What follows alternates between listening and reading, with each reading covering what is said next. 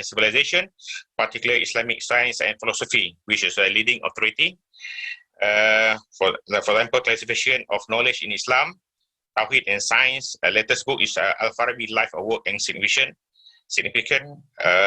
The latest one is Colonization in Malay Archipelago, Civilization Encounter. Okay, his right also been translated to another language for reference. He also was among 500 most influential Muslim in the world since 2009. So just short, we invite the Prof. Osman for present Islamic ecology. Prof. I did request to be second speaker. Is it possible? Mr. Yes, certainly, Prof. Remember, Dhammananda is here as well. Prof would like to request for Dhammananda. Can you put on your camera? Remember?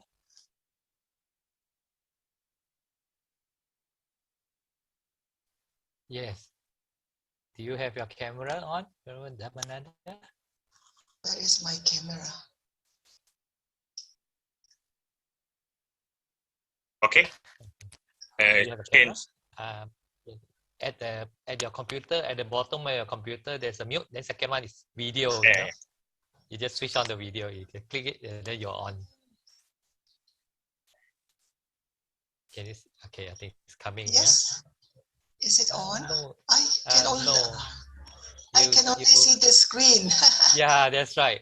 What happened? What you do try again when it the video when you click on the. Yes, when I click on this is a start video. Then I click start video. Then maybe because of this screen, no? No. I think maybe your video is not functioning. If that's the case, it looks like your video is not functioning. Can someone else go ahead of me? I will find the technician. Okay, in 2 minutes. In 2 minutes, just. Okay. Never mind. We will wait for a while. Yeah, we will wait for. Sorry for the technical. Wait. But I have my PowerPoint with you. If you can turn on the PowerPoint, then maybe you can have my voice. Okay. Can I check, Abim? Are you uploading the PowerPoint?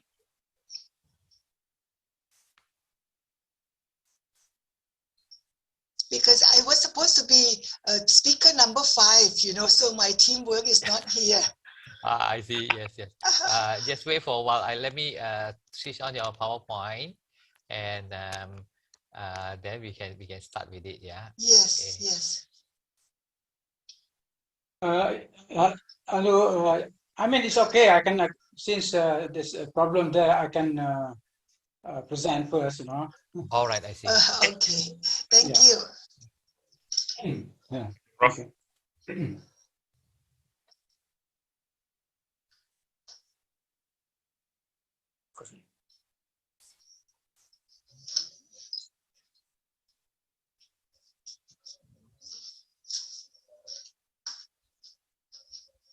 Okay, Prof.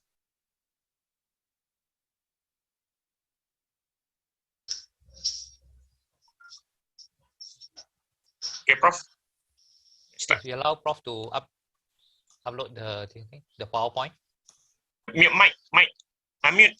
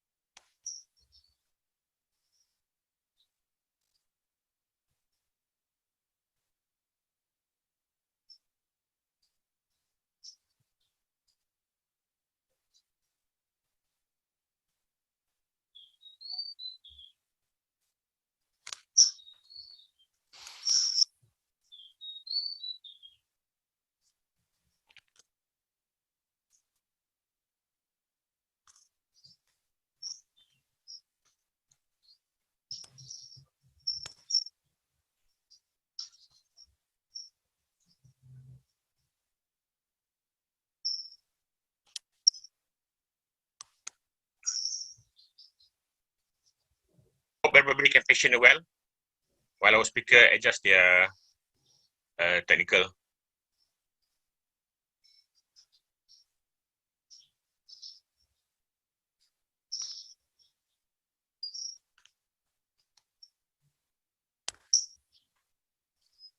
Is this the file that you want to share, Prof?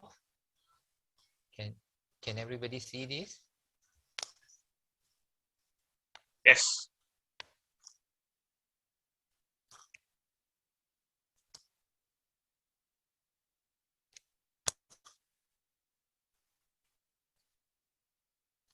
Hello.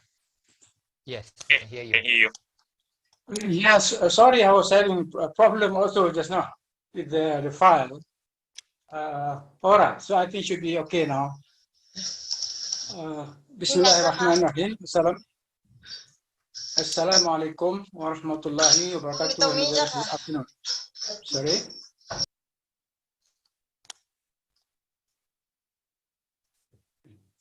Dhammananda. Mute. Next slide, please. Next slide. Next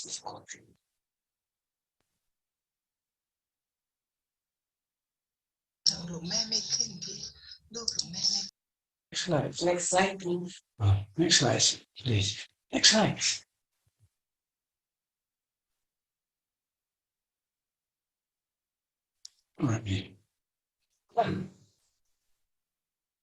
All right. Thank you, Brother Moderator, ladies and gentlemen. So, as originally scheduled, I'm supposed to be the speaker of this session, but I thought, no, better the second speaker go first. Now, since it was not advertised in the program, the title of my presentation, so basically the title is Quranic Ecology, Key Ideas. I just want to share with you all what the Quran has to say about ecology.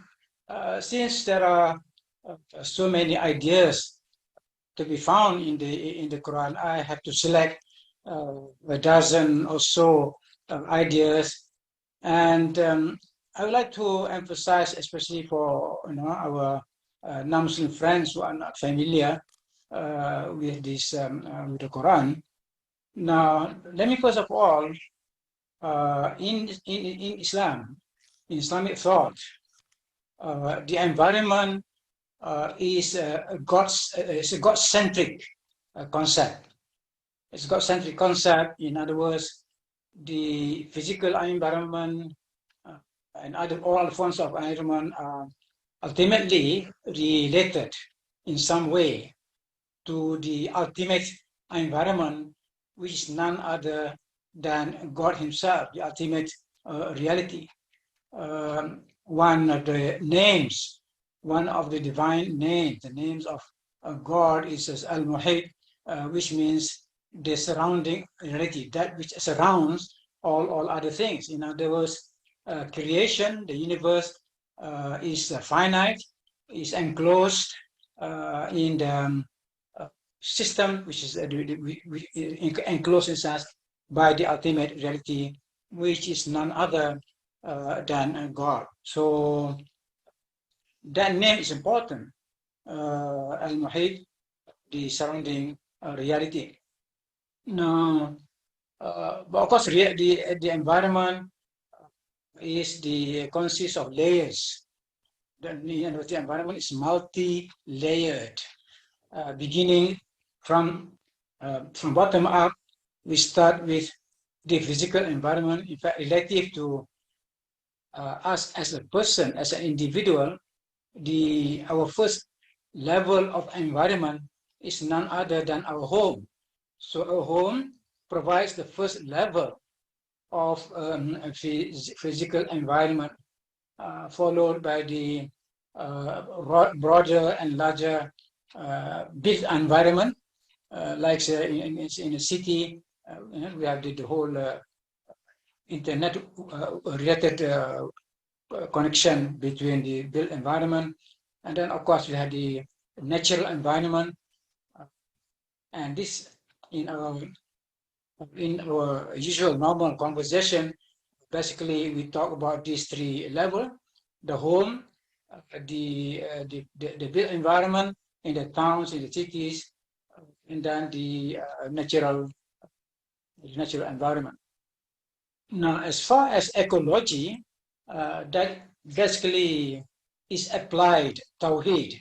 Now, Tawheed, an Arabic word which refers to the principle of unity, starting from the divine reality, and the divine reality manifests itself at the lower levels of existence, so that we also have, in sense, the Tawheed at the level of the natural environment. So ecology is none other than, because ecology is about relationship, the interrelatedness of all things in the physical environment and the biological environment. It is about relationship, or interrelationship, interconnectedness, and from the Islamic theological point of view, ecology, which is really comes under natural theology. You can say that ecology is a branch of natural theology. So since I'm talking about the Quranic ecology, so basically, I'm just reproducing here the verses of the Quran. I select them so that I select, in a sense, those verses we provide a broad overview of ecology. And in Islam, it is believed, of course, that the Quran is the word of God verbatim. So therefore, the verses in the Quran, which I consider as principles of ecology, they are actually words from God Himself. In other words, the key ideas are of divine origin, and Muslims try to understand those divine ideas in the Quran and then try to put them into practice. Okay, next on all right. Now, my first idea number one here. All right, I take from chapter 2, the Haifa, the verse 30. So just because of time, I just produce here the translation. All right. Now, behold, your Lord said to the angels, I will create a vicegerent on earth, Khalifa, create a vicegerent on earth. And another verse which I put under the same idea number one, and he taught Adam the names of all things. So this is important ecological principle in the Quran, and of course there your Lord referring to God. Then in Islamic cosmology the angels exist, and then in connection with God's plan to create Khalifa, vicegerent, or in the Christian context, what about stewards? And that vicegerent is Adam, the first man, and also the first prophet. And God taught Adam the names of all things. Adam here is the name of an individual as well as the generic name for the human species. So in Islamic literature, Adamic race is used, right? Adamic race. And the name, of course, the exegetes of the Quran, interpreters of the Quran try to explain what the names of all things means. Yeah? And I am in favor of the interpretation by Ibn Arabi, the 13th century spiritual, the Sufi, and because those names, he said, refer to all the names of God. And some others refer to the names of created things, the ability of human beings to understand the nature of all things. But from the viewpoint of the interpretation of Ibn Arabi, it doesn't matter when, because ultimately you have to go back to the names of God himself.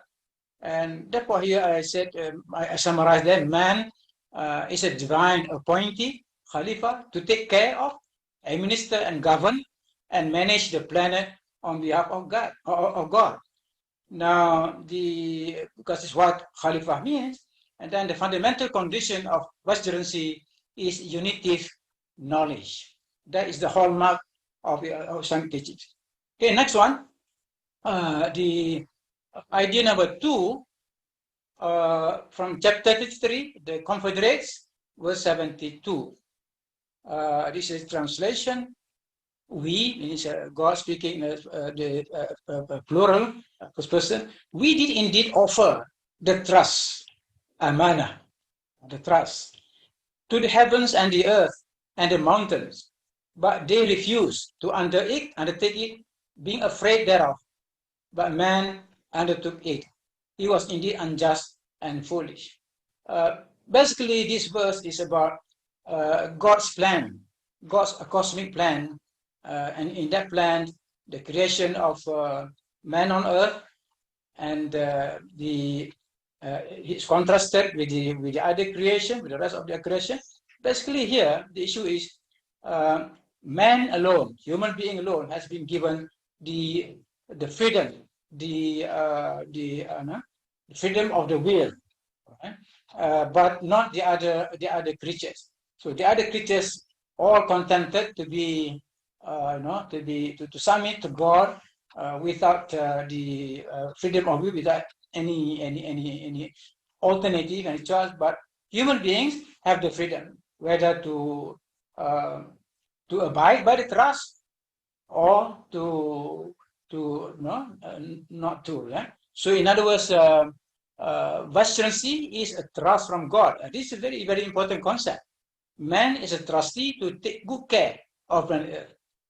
The natural world does not belong to human beings. It belongs to God. But human beings have been given certain things, in sense of superior things compared to other creatures, namely intelligence, namely intellect, reason, the spirit. These are the things that make the human beings special. But human beings should always be aware that the nature is a trust from God. We know very well the meaning of trust. Trust, we have the option whether to abide or not. So, okay, the next one, the idea number 3. Again from chapter 2, the Haifa, verse 56. We said, God said, get you down, all you people, with enmity between yourselves. On earth will be your dwelling place and your means of livelihood for a time. Now, I said that this verse is about the planet Earth as man's temporary home, but a secure and comfortable one, sufficient for human needs. So here, it's a very, very important principle, the idea of planet Earth as man's temporary home. Now, get you down, all you people, with enmity between yourselves, a command given to Adam, Eve, and Satan. In other words, the expulsion from the garden. All right. But anyway, the earth in which Adam, Eve lived, the first couple to live. I mean, that was a beautiful garden, the earth as a kind of paradise in terms of the what is available on planet Earth. Now, the concept of dwelling place there is very important. In the Arabic one, because the Arabic word sakar, giving the idea of secure, a secure place, and the in sense of, also in sense of that it is not stationary, it is something moving to a certain place, to a certain destination. And we should know very well, science tells us that our planetary system is actually moving at a certain speed And then while the Earth system travels in space, it also has a kind of a motion, orbital motion around its own axis as far as our Earth is concerned. So this is has implications for ecology. Okay, next one. Idea 4, the chapter from again the hyper, verse 38. We said, get you down, or from here, this is a repeat, but in different context. And if, as is sure, there comes guidance to you from me, whosoever follows my guidance, on them shall be no fear, nor shall they grieve. In other words, there will be happiness. Now, this is basically about, in the verse, telling Adam that his descendants may not worry, his descendants worry, because your generations will receive guidance from God from time to time. So basically, it's a divine message to guide man's sojourn on earth. Okay, next one. Now, I define the chapter, the hypha, verse 22. My Lord, your Lord, who has made the earth your couch, and the heavens your canopy, and sent down rains from the heavens, and brought forth therewith fruits for your sustenance. Then do not set up rivals unto God when you know the truth. So this is about the home, about the description about the home. In sense, the earth is made, it's like a couch, it's a not comfortable bed, and the roof of the heavens as our roof. And then the sending down of plentiful supply of water to enable that we get sufficient sustenance. So the earth, as the idea here, the earth as comfortable home and sufficiency. Okay, next one is idea number 6. Chapter 67, the dominion, verses 3 and 4. Now, he who created the 7 heavens, one above another, no one of proportion will you see in the creation of the most gracious. So turn your vision again. Do you see any flaw? Again, turn your vision a second time. Your vision will come back to you dull and discomfited in a state worn out. Kind of like poetic here, expression. But the idea here is that the earth as a home with perfect roof. Now, next one, idea number 7, chapter 50, the chapter on the Qaf, verses 7 to 11. Okay? And the earth, we have spread it out and set thereon mountains, standing firm, and produce therein every kind of beautiful growth in pairs, to be observed and commemorated by every devotee turning to God. And we send down from the sky rain charged with blessing, and we produce therewith gardens and grain for the harvest, and tall and stately palm trees with shoots of fruit stalks piled one over another, as sustenance for God's servants, and we will give life therewith to land. This death, thus will be the resurrection. The core message here, the key message is that actually everything is made available for human life. Not only available, but in abundance. There's more than enough for everybody. Now, the Prophet, I think one of the hadith of the Prophet, of Prophet Muhammad, regarding this, whether what is available on earth is sufficient or not for human beings. Well, basically the hadith, the message of the hadith is that if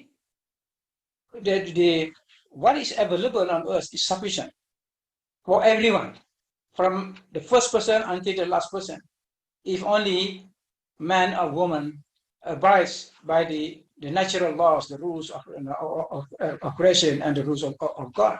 But if man or woman were to follow their greed, then the whole earth, if you multiply 7 times also the treasures of that, it will not be enough for greedy individuals. I think it's a good message. Yes. Next one. Chapter 13, the thunder, verses 3 and 4. And he is who spread out the earth and set thereon mountains, standing firm and flowing rivers, and fruit of every kind he made in pairs, 2 and 2. And in the earth are tracts neighboring, and gardens of vines and fields sown with corn and palm trees growing out. I think this is a very good example in the Quran. It's repeated the principle of biophysical ecology. Okay, next one. Now, idea number 9, chapter 23, the believers, verse 18. And we send down water from the sky in due measure, and we lodge it in the ground, and we certainly are able to drain it off.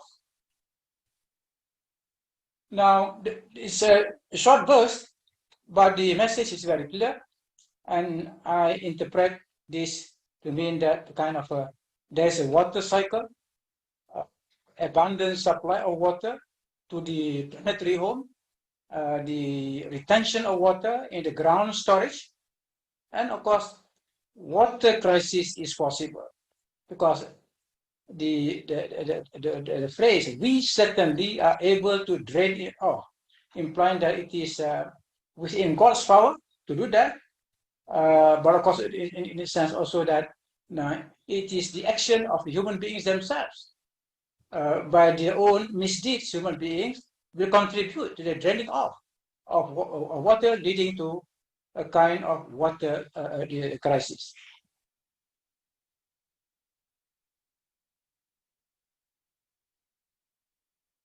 Okay, next one is idea 10, chapter 6, the cattle, verse 38. There is not an animal that lives on the earth, nor a being that flies on its wings, but forms part of communities like you.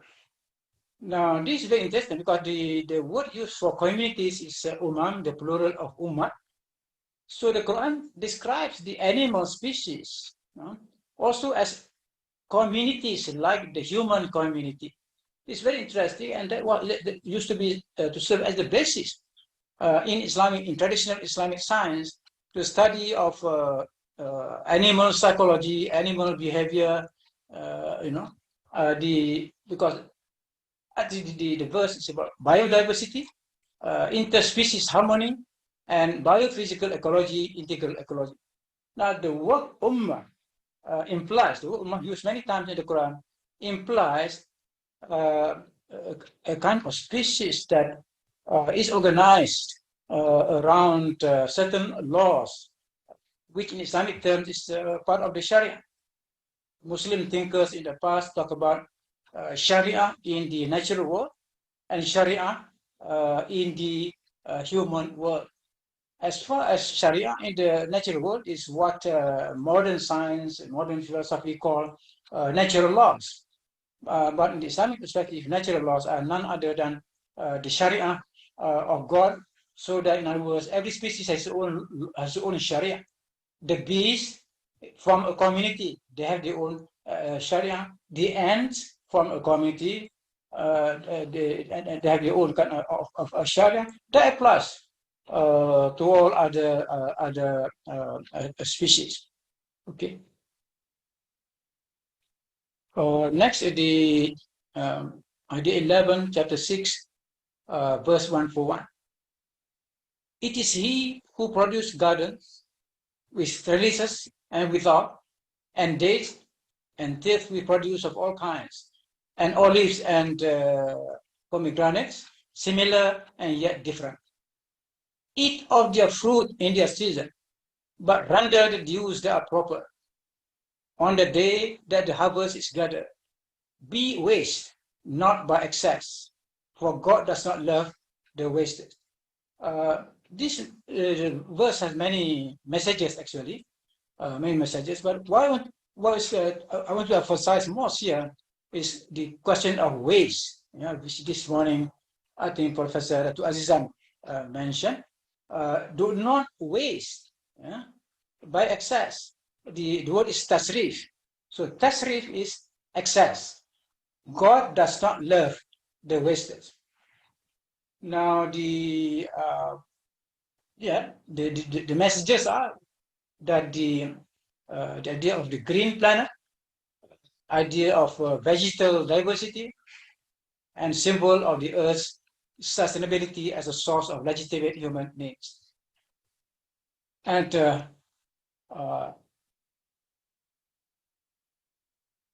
okay, next idea, chapter 22, verse 63.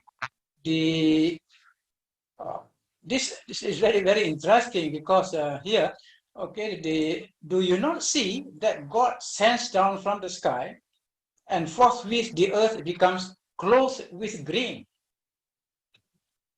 Mukhtaratan, Mukhtaratan, and with the earth becomes clothed with green. For God is He who understands the finest mysteries and is well acquainted with them. I use this verse to support the idea that the earth is a green planet. So here in sense, the Quran calls the earth the green planet, which is a symbol of divine mercy for the planet Earth.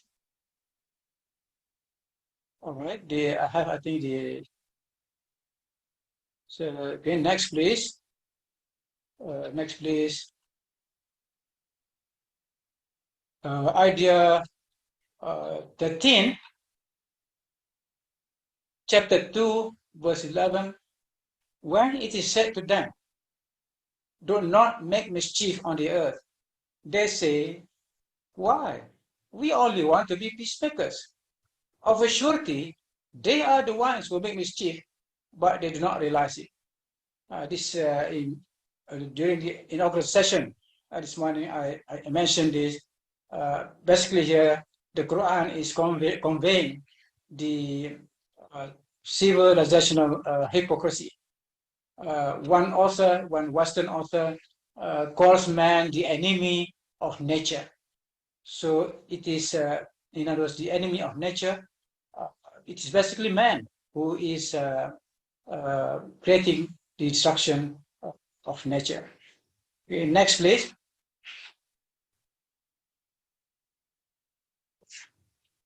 Is there anything else? I think there should be one more idea. Yes. I think it's the last slide, chapter 3:30, the Romans, verse 41. Now the Quran says, corruption has appeared on land and sea as an outcome of what the hands of man have wrought. And so God will let them taste the evil of some of their doings, so that they might return to the right path. I think this is a befitting description of the modern environmental and ecological crisis. What we see, the crisis is the doing of human beings themselves. Of course, I mean, it's not the human beings, but certain people, part of the human species, are causing this. So now the last place there, in other words, why do God let this the people who cause this corruption taste the evil of some of the doing? The idea is, to let men learn from their mistake. All right, we have done wrong to our natural world. God, well, nature in a sense fights back. Right? Nature responds. Nature responds to the misdeeds of human being in various ways. So what we call the natural justice and so on is, in a sense, it is nature's response to the evil doing of human beings. So thank you very much. Terima kasih. Thank you very much. So basically, the selected ideas, I'm telling you that that is much more. Actually, it's just a small fraction of Quranic verses regarding ecology. Assalamualaikum warahmatullahi wabarakatuh. Thank you, Professor.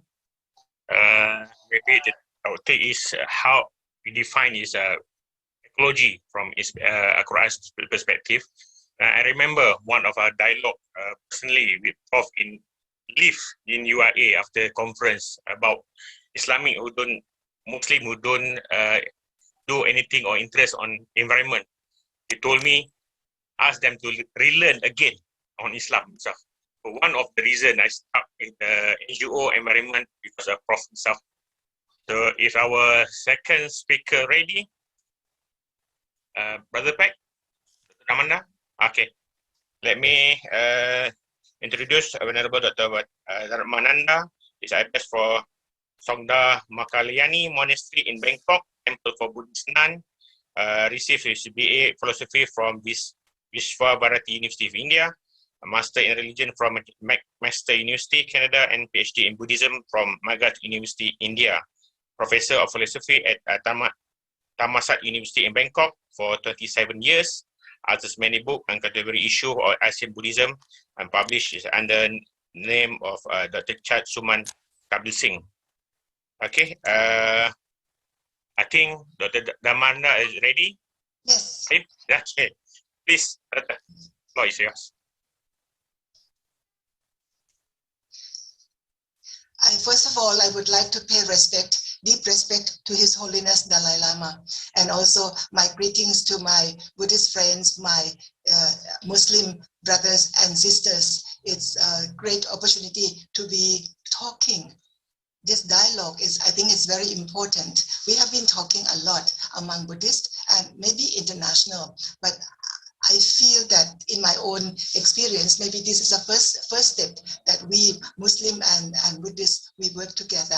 Allow me to present to you in my PowerPoint. Yes, thank you. Yes, ecology and sustainability through Buddhist texts. Next, please. Yes, this is very interesting. I take you way back 1985. That was my involvement with this project called Buddhist Perception of Nature, which was actually blessed by His Holiness Dalai Lama. The person who was coordinator, sorry, wrong spelling, Nancy Nash, she was American, but based in Hong Kong. And I worked through Wildlife Fund Thailand.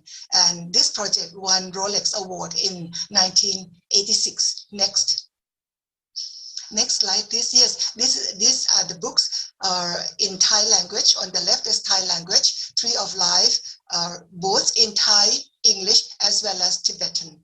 Yes, next, please. His Holiness blessed myself as a team, as a researchers team and representative of Wildlife Fund Thailand. Next. Yes, this is His Holiness' own writing for the beginning of our book. The world grows smaller and smaller, more and more independent, interdependent. Today, more than ever, before life must be characterized by a sense of universal responsibility, not only nation to nation and human to human, but also human to other forms of life. This was 1979. Yes, next one. Yes, and this one, oh, please be silent. Let us lend ears so that nature may speak of the hidden sorrow of the waves, of suffering birds and wounded trees, and of how people have neglected them through the long and lonely years. This was written by myself, but at that time I was still a lay person. Next. That project was aimed that we would be bringing out Buddhist texts so that we could send it to the Buddhist monks in the country. You know, we have something like 26,000 temples in Thailand. Thailand is a Buddhist country. Majority of people are Buddhist. So we thought that this project would reach the larger audience through the monks. Next. Yes, and this is one of the book in English that came out. I would like to introduce this book, you know, when earlier, but I didn't have time because the message came to me at 9 o'clock last night. Next.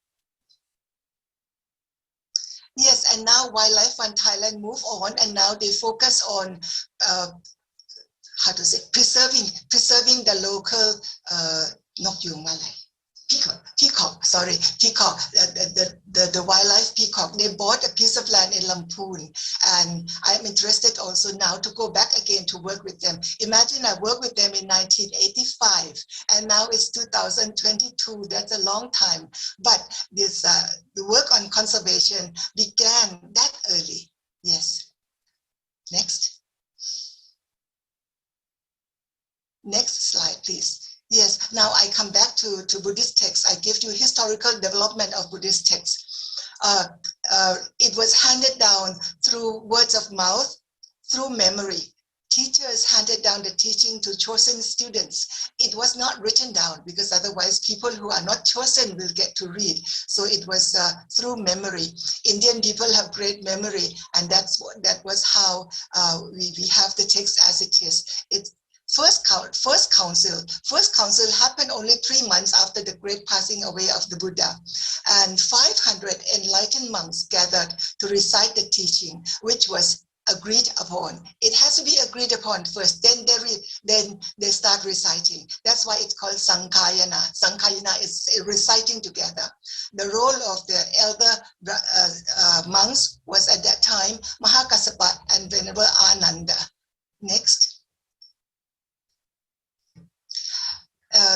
Buddhism passed on from India to Sri Lanka, and it was due to drought and famine. The monks moved away. You know, they had to, because the monks, they were depending on the people. So when the people start moving, the monks themselves also move along with the lay people. And after that, the king thought that, you know, if we allow this thing to happen, the scripture itself, the teaching itself will disappear in time with the monks, with the elders. So that was the first time when the Tripitaka means the 3 baskets. It was written on palm leaf. It was written on palm leaf and separated into 3 baskets, meaning the 3 divisions of the teaching, so to say. And this happened in the 1st century AD in Sri Lanka. Next. Yes, that's what you call the mural painting, as you see, and on the right is the palm leaf. That's how our teaching were written on palm leaf and strung together. Next.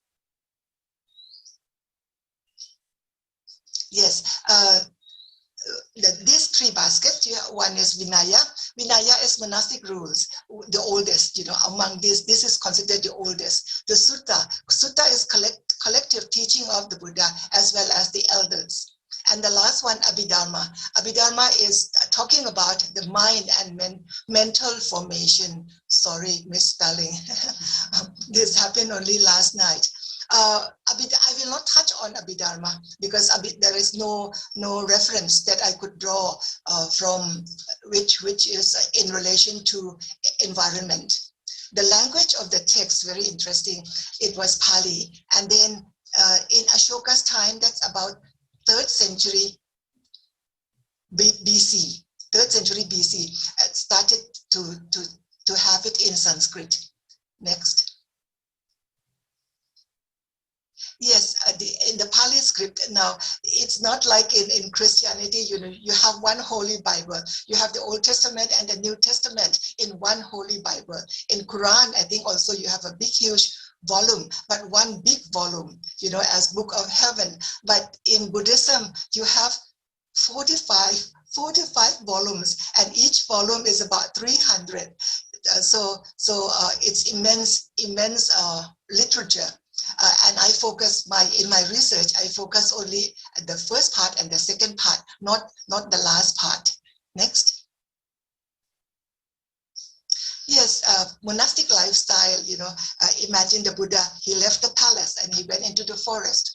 Of course, he gathered around himself during the early period. They were living in forest setting. So monastic lifestyle was very simple with basic 3 robes for the monks, and for us Bhikkhunis, we have 5 robes. And we have minimum, what we eat is only 2 meals a day, by lunchtime, what you call your lunchtime, that's our last meal for the day. So Buddhism very much supports the idea of consumeristic tendency versus materialism and consumerism on the other hand. So natural setting is a setting for very much, very friendly towards nature. The ethics to live with respect of nature is very strong in the Buddhist text. Next. Yes, our lifestyle, this is how we, the photo on the right is our samaneris. Samaneris are novice, the female novice. How we go out and we literally beg, with our bowl.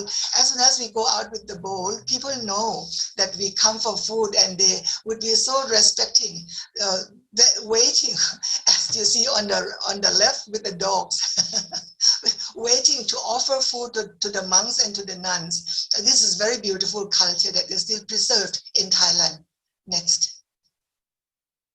Yes, talk about the robes, and the idea of recycle came very early, 2,600 years ago in Buddhist text itself. When Venerable Ananda had a conversation with King Udena.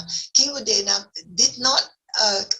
His wife, the queen, offered 500 robes to Venerable Ananda, and the king did not like the idea so much, So when he had opportunity, he asked Venerable Ananda, "What would you do with 500 robes?" Then Venerable Ananda started telling him that he distribute among monks in other provinces. And then what happened when the robe is old? Then Venerable Ananda told him, then he started using this as racks, cleaning up the floor, or maybe covering the ceiling. And then what happened after these rags? What happened? What do you do with this robe, which has now become rags? Then Venerable Ananda told him that they pound it with mud and to paste it on the wall. Imagine in those days you still have mud house. Yes, paste it on the wall. So the king realized that, this monk, he is very, he conserved nature, and he really took great care of nature. So he himself offered another 500 robes to Venerable Ananda. So the idea of recycle started in Buddhism very early on. Next. You may not realize what it is. This one in the center, it is actually tooth wood. You know how the forest monk, they chew this tooth wood, and then until it becomes shredded, and then they start cleaning their teeth with it. Next. The toilet. Imagine that how to build a toilet was clearly described in the Buddhist text. You wouldn't imagine. Particularly if you travel in India some 30 years ago, you will find that when you go out in the village area, you could not find toilet. We really have to go out in the field. We go out in the field. So the idea of toilet, how to make toilet, was very early on described very clearly in Buddhist texts. Next.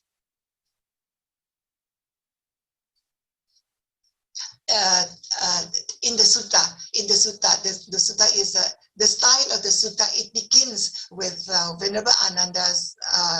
He said like this: "Eva me suttam." Thus I have heard. This I is Ananda. Venerable Ananda recorded the teaching through his memory.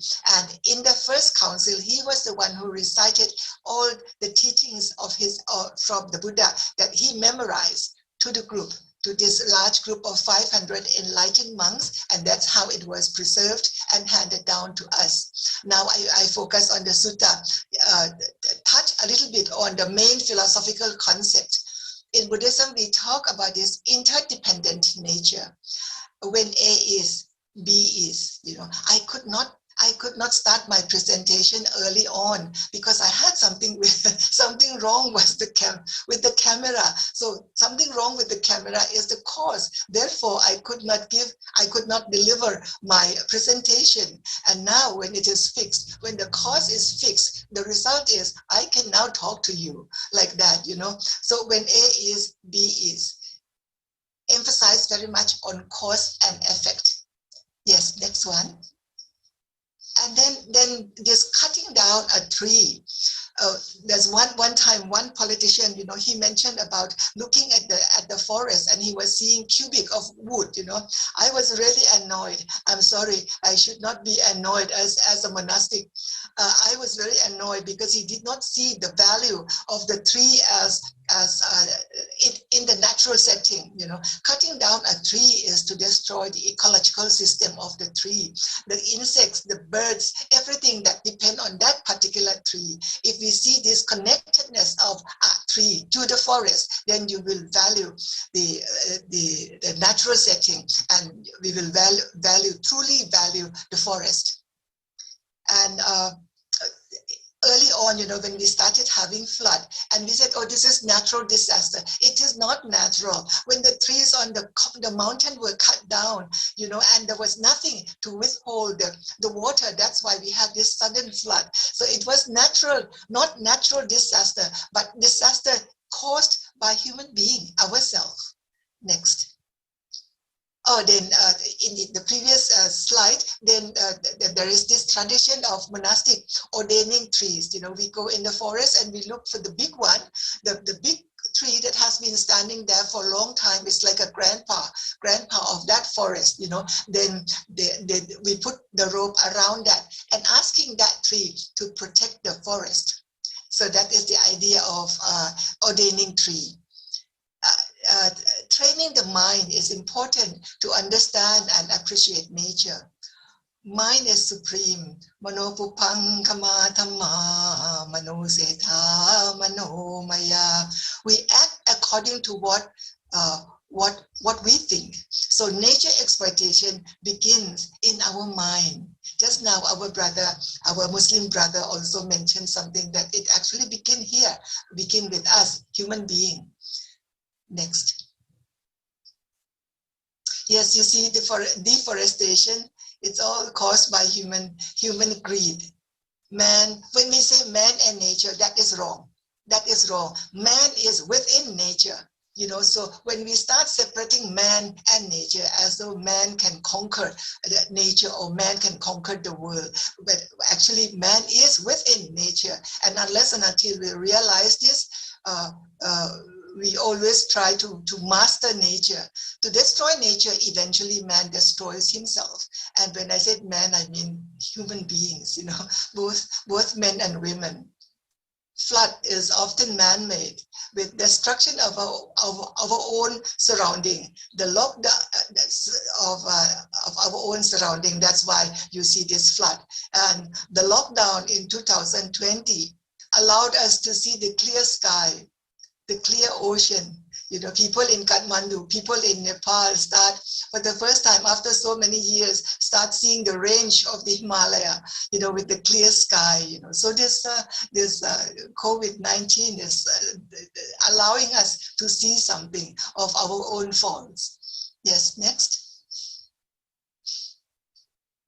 Yes. You see the clear sky, you see the mountain range, you see the Kanchenjunga from, particularly if you are in Nepal, this is Kanchenjunga, and you see no cars on the street for the first time, and you see how these aircrafts are all landed quietly, peacefully, waiting for something to happen.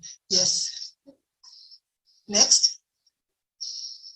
Our temple, now come back to our temple. Our temple focused very much, you know, after my years in the university, when I became ordained, then I also take with me from that 1985, the preserving nature. I also take that idea to apply in the monastic setting. We have reduce, reuse, recycle, and we try to create this zero waste community to conserve nature and for clean energy. So we try to make our temple to be center for sharing and learning to bring about a happy world. We'll see more slides of our activities. Yes, this is our temple, situated on the highway. You can see very busy, very noisy. But when you walk in, you will see that you walk into yet a sanctuary of peace and of a very good setting. Next. Yes, this building on the left, we convert downstairs for open space to collect all the trash. And now we tell our donors, our people, sometimes they said, oh, they are poor, they cannot bring anything to the temple, they cannot offer financial assistance. I said, bring your trash, and that's how we make merit. So you can make merit through bringing trash. Once they realize that they can bring trash to the temple, they start separating. First idea, start separating paper, plastics, whatever they bring to this center. Next. Yes, we separate like this, you know. So towards the end of the month, the garbage which is collected on the right is now sold. It is sold to what you call recycle factory. Next. Yes, we do weaving. You know, I do the crochet. The center is a crochet. I do crochet from plastic bags. You know, we cut plastic bags into long shred like that, join them together, and then we crochet it into a handbag. And in the center, you see that dots of greens and yellow. You know what it is? It is the cap from your plastic bottle. We make a coffee table, the top of coffee table, and that round is actually the used tire. Used tire. Everything is used, you know, come back to the temple, and we try to produce. And I do weaving. Yes, we do rugs, you know, rug made from rags. So old clothes, when they bring it to the temple, we sell it second hand. Now we have second hand. But then after that, it is so old, people don't buy it anymore. So we cut them and we weave into rags. Next. Yes, and then compost, you know, whatever left over from the kitchen, it returned to the soil, and then it becomes fertilizer back to our garden. Next. Yes, so do you really see the community getting involved? We collect everything of our, what do you call it, milk box, milk carton, you know, we also wash that. They make furniture. They make furniture from that. 1,000 of them can make one tile roof. So we try to recycle everything, and we allow people to see that this is what they can do, what they can help. Next.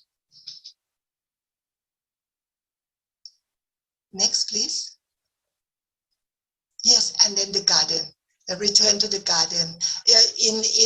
On the left, on the lower left, you can actually see that is Fatalajon. Fatalajon is a herbal that is used to prevent us, to help us fighting COVID. It's very popular now, that kind of plant. I do not know what is the English word for it, but we do grow. We grow in our own garden. We grind them and powder them, and then put it into capsules, and we send it to field hospital. Field hospital. Yes, we send them to field hospitals around our community. Yes, all the beautiful work that we do at the temple. Next.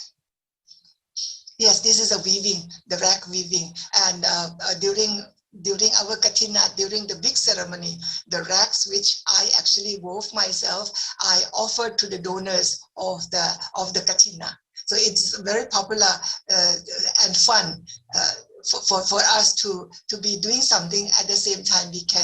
We can give it to our donors. Next. Yes, clean energy. Yes, we have solar cell to produce clean energy for our temple, and we have water mill. Yes, to bring in oxygen, to oxidize the water. And this is beautiful. Nature is inclusive.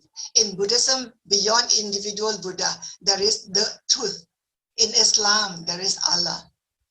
With this understanding, Buddhists and Muslims can have true dialogue on nature. We both are inclusive in nature.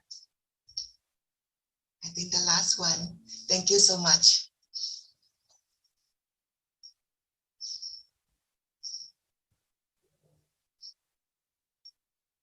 Thank you, Doctor. Maybe I would take is basically the temple can be a catalyst for each other community how to be active and how to do things that can save the earth. Even the garbage, you can donate the garbage itself. No issue. Even I think the mosque in Indonesia, they have the same program. They call it garbage endowment project. Yeah. So nothing to waste actually. So please, if anybody have a question, please raise your hand. Then we start asking question to both speaker today. So we start with I think we have one question. Hold on, okay, from Professor Saadia. A question to Prof. Osman, referring to the verse of chapter 33 that you quote in your lecture, when men accept and were given amanah to the other, as opposed to the other creature, and the verses end with men are indeed unjust and foolish. Could you explain why men are regarded as unjust and foolish? Are men doomed to be destroyer of the planet?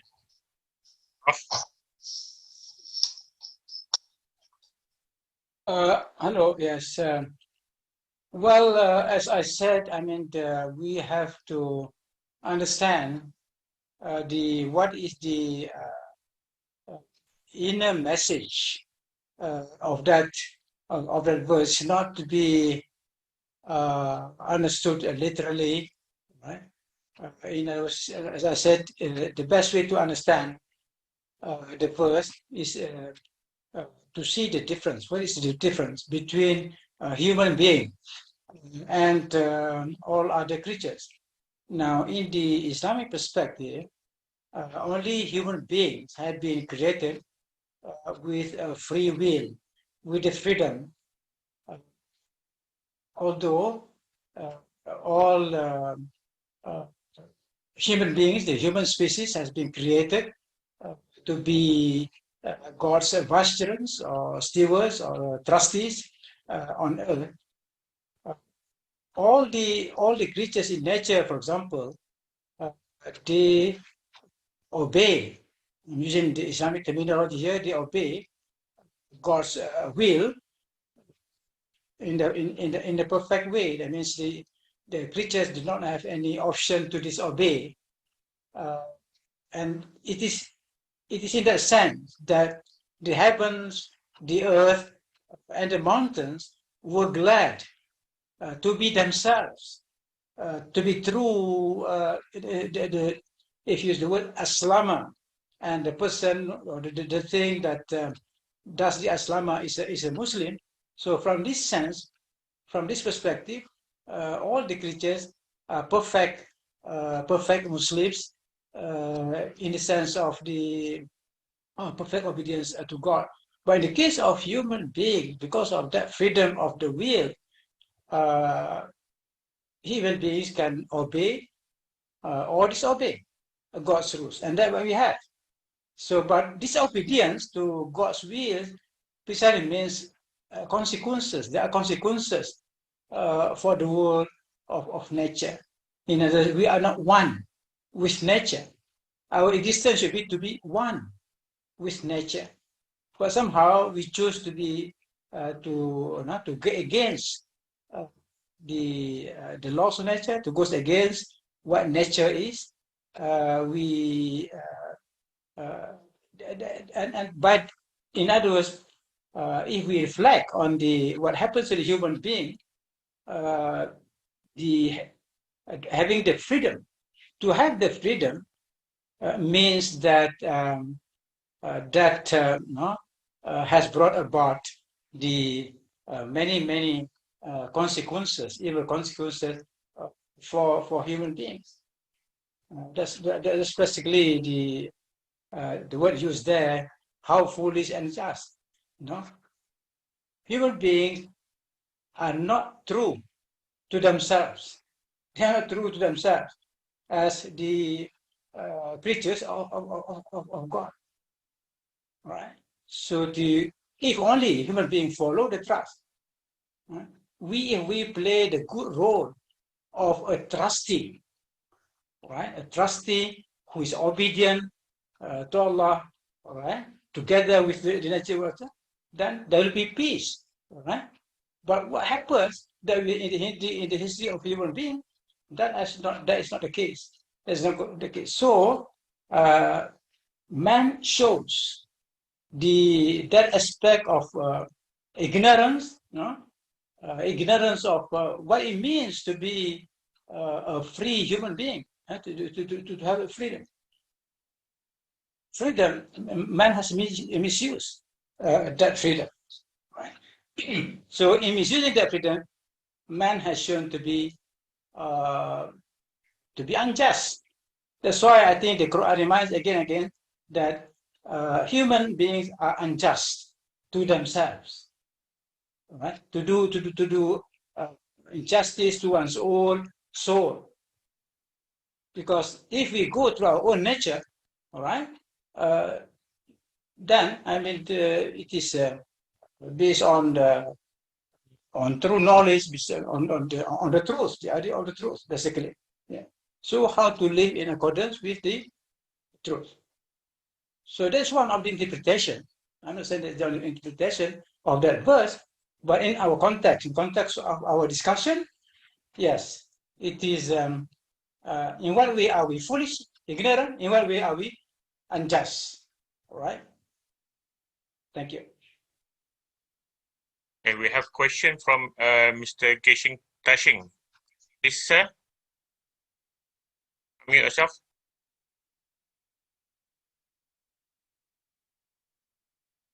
Okay. So my question is to great Professor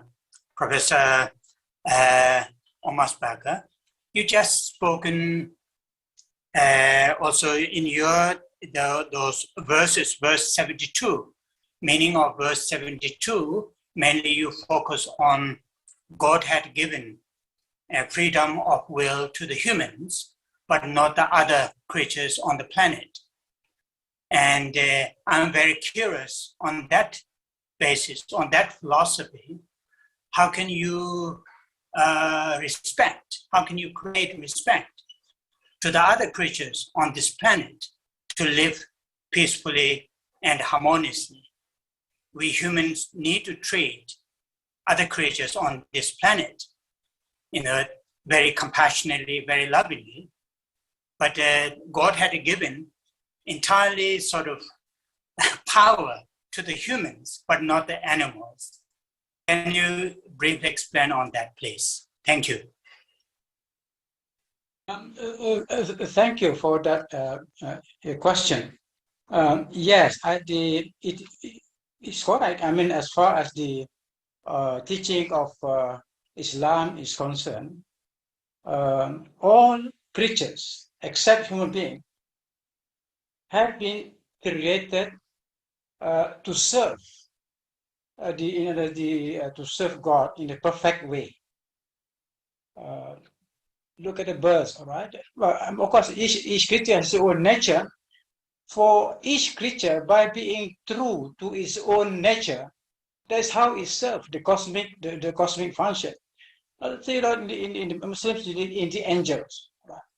Now, the angels have knowledge, but the knowledge possessed by the angels is constant.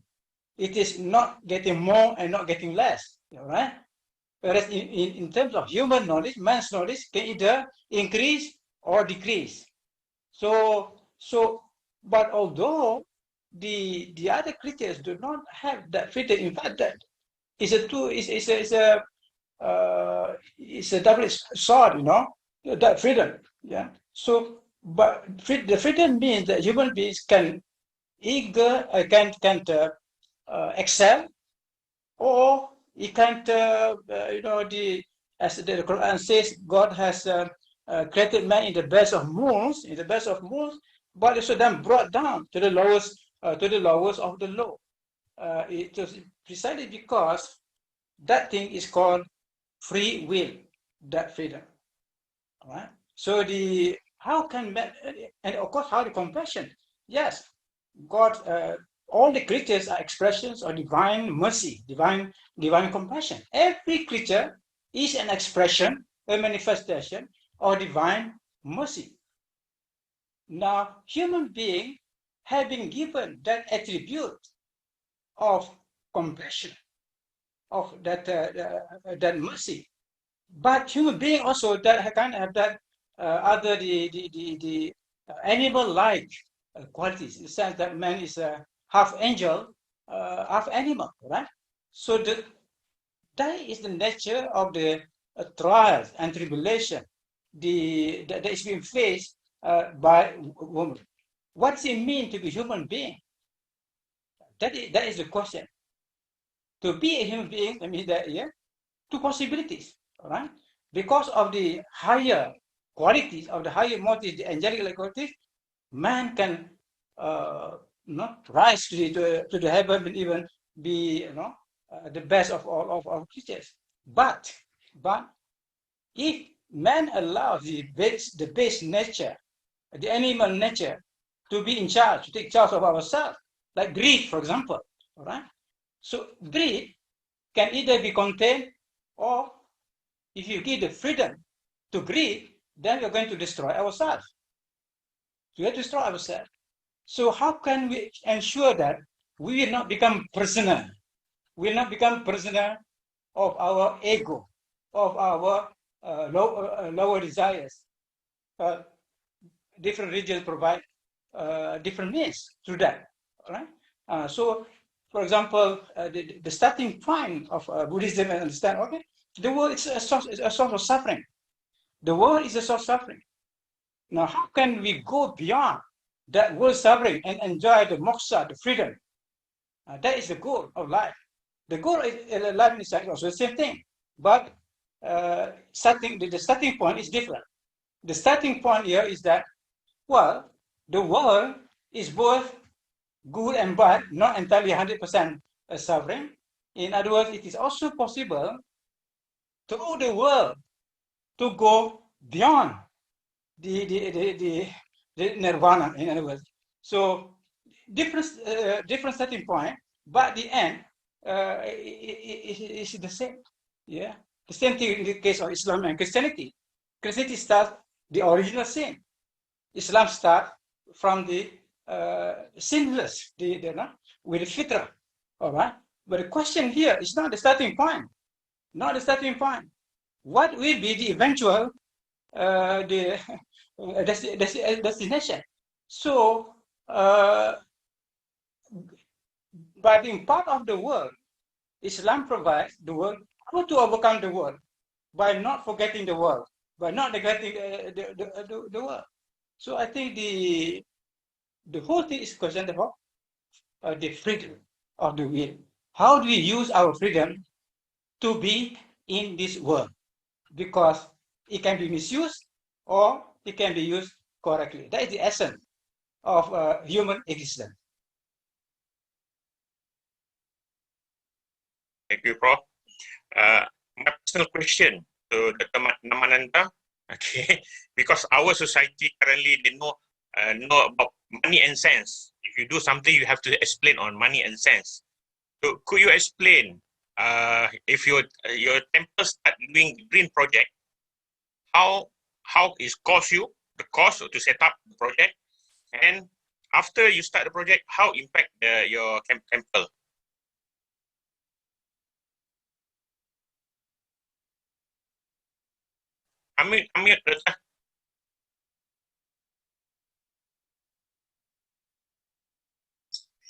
Sorry, cannot give you in how to say digits, but we keep spreading the words, and particularly early last year, 2021, when we were first hit by this COVID, we opened the temple and provided food for the people around, starting with 40 families, and then kept on each week, because the lockdown was so sudden that the poor, the really poor, were hard hit, you know. So we reached out to them, providing them 40 families, 50 families, 100 families, eventually 200 families, you know, before the government started stepping in.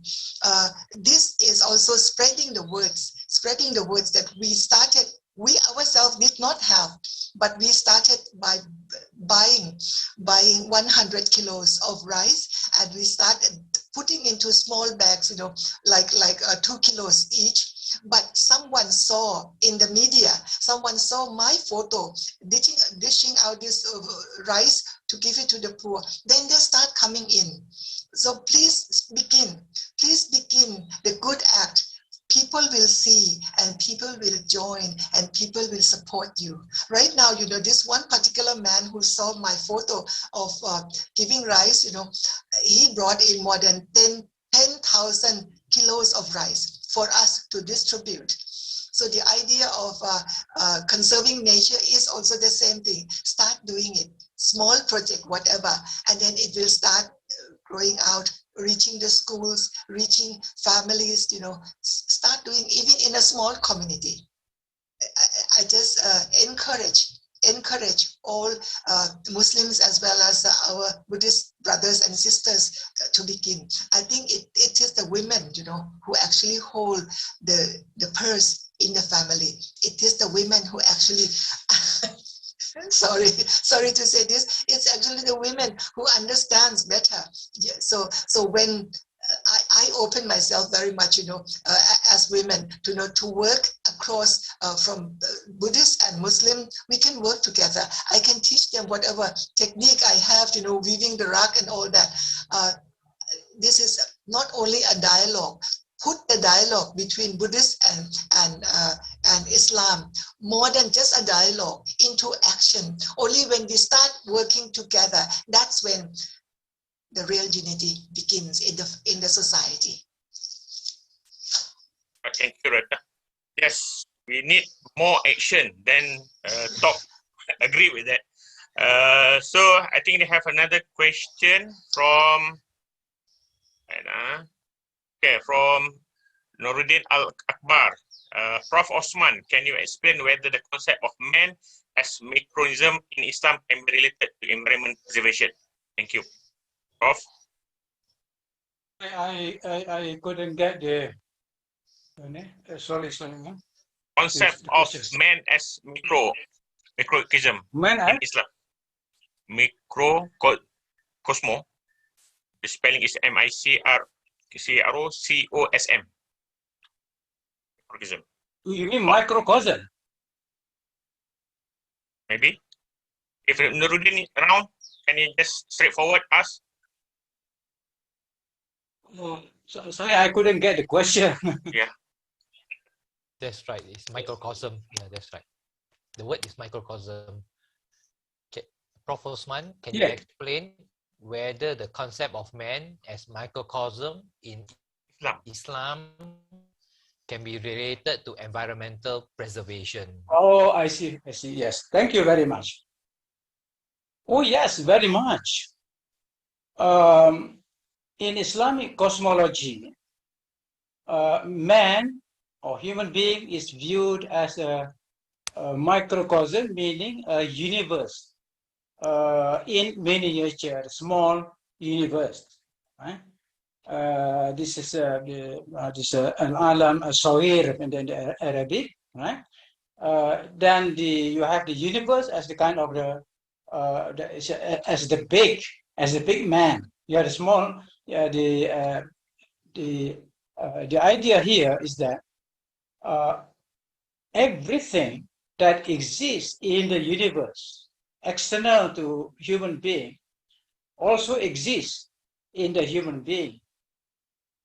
And what exists in the human being exists in the external world. There's a one-to-one correspondence between the human being and the universe external to him or to her. You know? Now there are physical things in the external world, so there are physical things in the human being.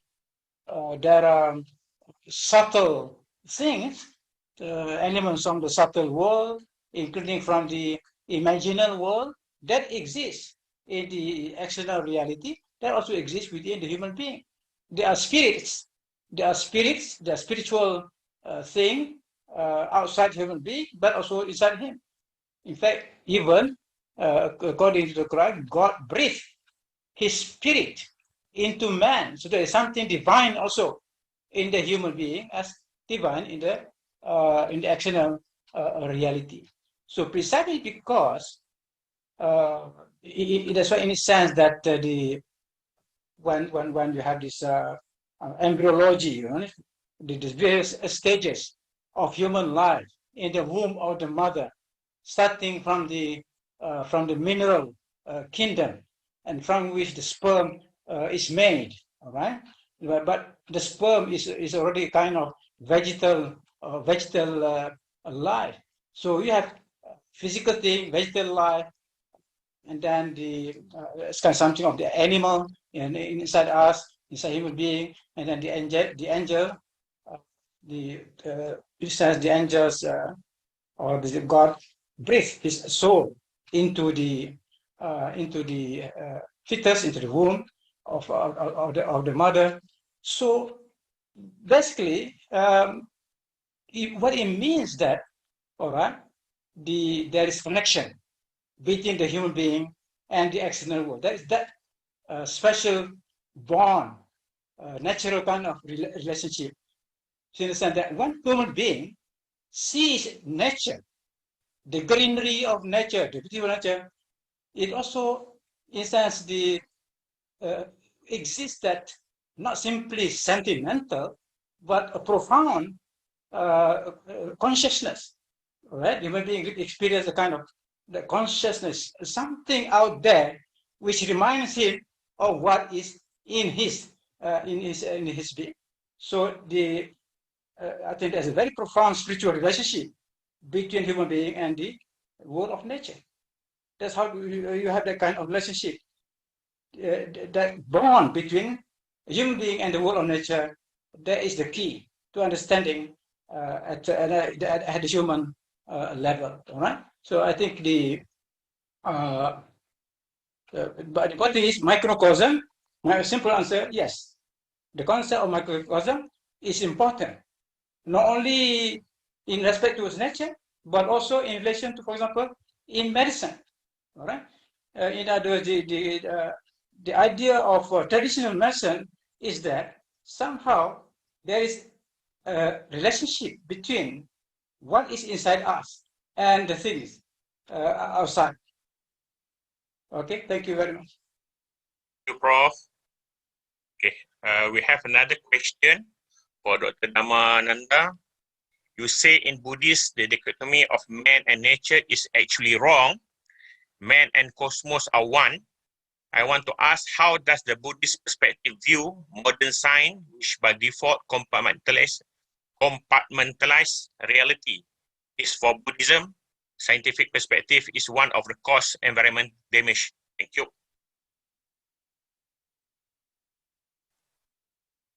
Unmute. Okay. As I'm sitting here, I'm not very sure if I can really handle the question. But when Professor Osman was answering the previous question, I was looking at him and I could see me in him and he in me. You know, that oneness. In Buddhism talk about something like this, you know, that we are all made of the four elements. What is sitting here as Dhammananda and what is sitting there as Professor Osman, it's actually the four elements borrowed from the larger universe, elements of the universe. And when we die, we simply return what we have borrowed during our lifetime back to the universe. So I don't know whether I am answering the person's question or not, but as I was sitting here, you know, listening to Professor Osman, that was my reaction and my understanding of the previous microcosm question. The question about science. The science cause of environment damage. Scientific perspective. Not science causing environmental damage. It is the human greed. It all started. Science is only tool.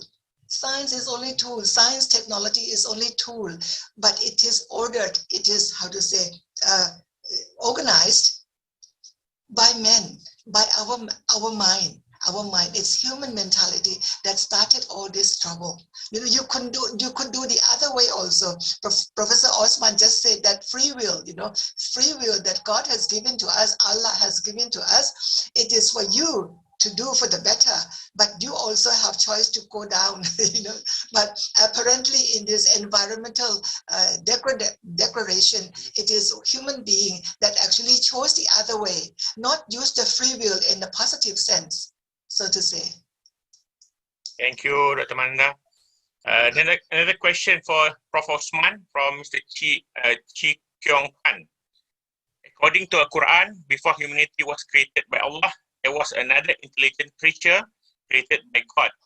Did the creature also destroy their own ecology like us do now before their demise? Prof? I'm sorry, I Maybe refer to the creation of Adam itself, how the angel against the creation of angel Adam. The angels and Adam, yes. And they have all the angels against creation of Adam because there was creature before Adam. To make Yes. Is the question about the relationship between human beings and the angels? Is that? No. There was another creature created by God before Adam.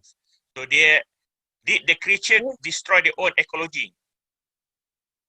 Well, on the planet Earth, if you go by chronological event, of course, according to Islamic science, that there's a similarity between with modern science in terms of that temporal sequence. What happens first? You have the material, the mineral world. First, the mineral world exists. Then the plants. So the plants came after the mineral, which is logical because the plants need minerals. Feed on minerals. Therefore, minerals have to come first, followed by the plants, and then followed by animals, because animals depend on the existence of plants for different reasons, for various reasons. And then after the animal, then only the human being, that is Adam. So Adam appeared on earth after the plants, the animals have already existed. In other words, the earth was ready to serve the needs, of the human beings. Yeah? So that earth inherited that in which Adam was placed. It was a perfect earth. Yes, that earth is able to provide not only this of Adam, but also his generation. His progeny. Yeah. So and of course before that the angels existed. The angels belong to the spiritual world. The spiritual exists before the physical world even, because in Islamic angelology, Islamic cosmology, the angels were to serve the lower world. Why did God create the angels? To serve as the forces of nature, to administer, to govern the physical world, to govern, including what's going on earth. So in Islamic angelology, that's very, very, very clear. There were angels dealing with, with the sustenance of the universe, how to make our planetary system function in an orderly way. Even the other religions, but they use different language. For example, in Hinduism, of course, Islam avoids in order to avoid the possibility of this created thing being divinized. So Islam avoids that kind of language, the gods and goddesses.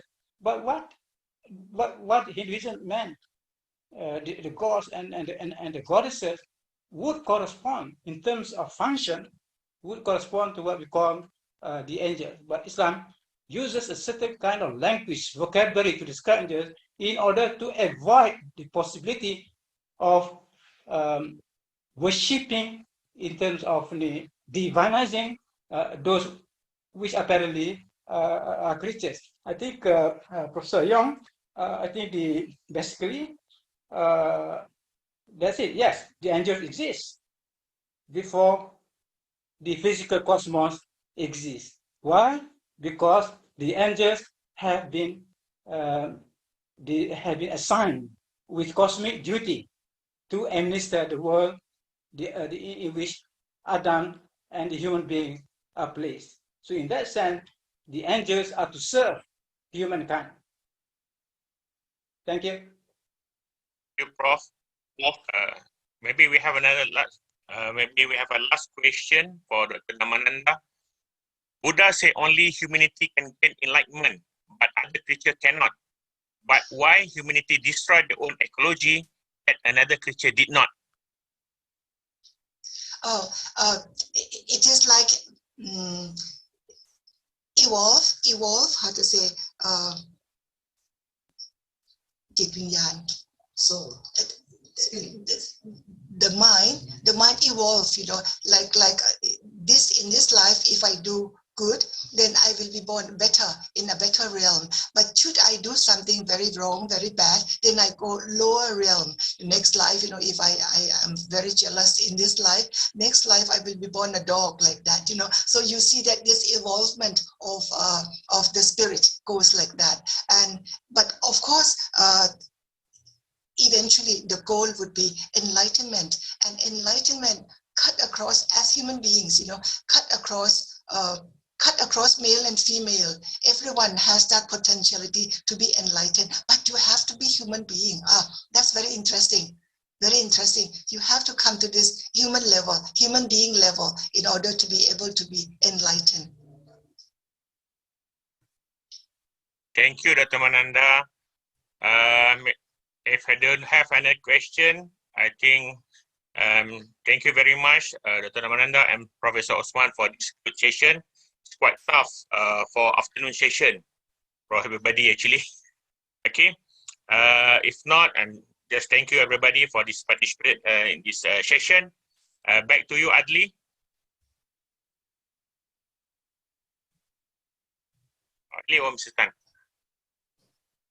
Thank you so much, Brother Yusaimi, for moderating the session earlier, and of course, the organizers would like to say utmost appreciation to both Emeritus Professor Osman Bakar and Venerable Bhikkhuni Dr. Dhammananda, that have actually clearly explains that how protection of the environment is a transcendental duty and also generational responsibility as well, in making sure that we can sustain the earth for future beings. And the time now is 3:40 p.m. and what we are looking for is that we will have a break, just like what Brother Yusaimi have said. I mean, it must be a challenge for us to remain in this whole session, and hence we will take about 15 minutes break, which means that at 3:55 we will be back for the next session of the final topic for today: vulnerability and sustainability of planet Earth.